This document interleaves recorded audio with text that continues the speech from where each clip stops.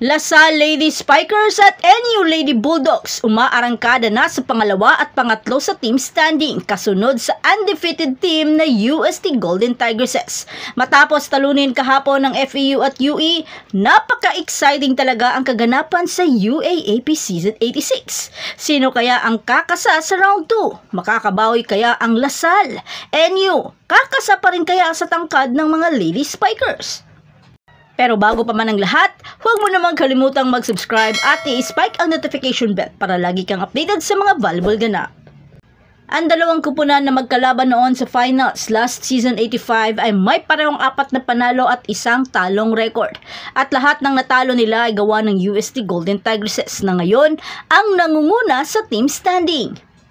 Sa laban ng LaSalle Lady Spikers at UE Lady Warriors, winalis ng Lady Spikers ang Lady Warriors sa score na 25-21, 25-18 at 25-10 sa UAAP Season 86 Women's Volleyball Tournament na ginanap sa Mall of Asia Arena. Nanguna si Angel Canino sa pagbabalik ng reigning champs sa kanilang peak form matapos ang pagkatalo sa University of Santo Tomas na umescore ng 18 points including 17 attacks at 1 block with 9 excellent digs and 7 excellent reception. Sa bakbakan nila sa UE Lady Warriors ay madali nilang natapos ang laban pero di naman matatawaran ang rami ng errors na nagawa ng LaSalle Lady Spikers. Ang straight sets na panalo ng LaSalle laban sa University of the East ay para sa coaching staff at lalo na kay Coach Ramil ay nagdulot ng hindi magandang impresyon sa kanila dahil sa hindi pagbigay ng respeto sa kanilang mga kalaban.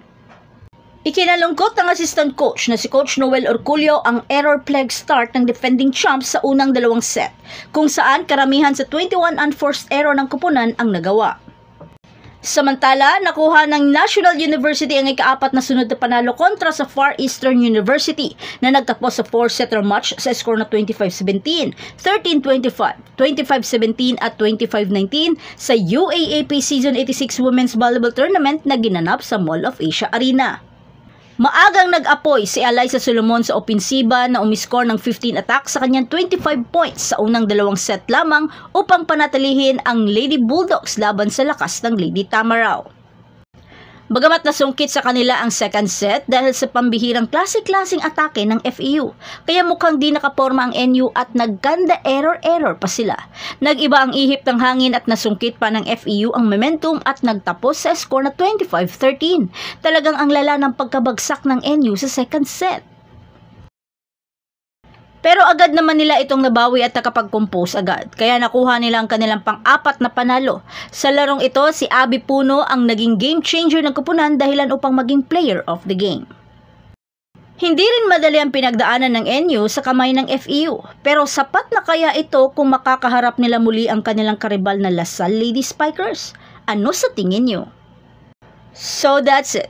Thanks for supporting this channel and please don't forget to like and subscribe and spike the notification bell para lagi kang updated sa mga valuable ganap. And thanks for watching.